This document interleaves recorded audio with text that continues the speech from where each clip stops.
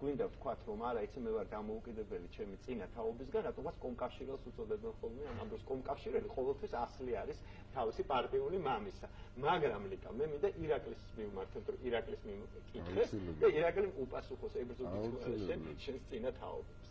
მე ვებრძოდი, რა თქმა უნდა, მაგრამ საერთოდ ბრძოლას რა აზრი აქვს ბრძოლას, მე მგონი ესეთი ტიპის შეკითხვა იყო და ეს იგივე დაახლოებით თუ თქვენ მე მკითხოთ რა აზრი აქვს სექსს.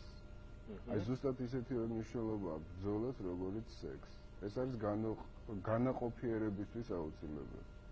თქვენი სულიერი განაყოფიერებისთვის, რომ დაიბადოს რაღაც ახალი და წარმოიშოს თანამედროვე კულტურა. ბრძოლის გარეშე არაფერი არ ხდება აბსოლუტურად. ეს იგივეა, ეს ზომიერი აგრესია, სწორედ რომ ლაპარაკობდი, ეს ზომიერი აგრესია საჭიროა განაყოფიერებისათვის აუცილებლად, იმიტომ რომ სექსუალური აქტი თვითონ აგრესიაა რაღაც დონეზე. ამიტომ ჩვენ არასოდეს არ უნდა გამოვრიცხოთ ეს და უფრო გლობალურად უნდა შევხედოთ ამას. ისტორია როგორც სექსუალური ასე რომ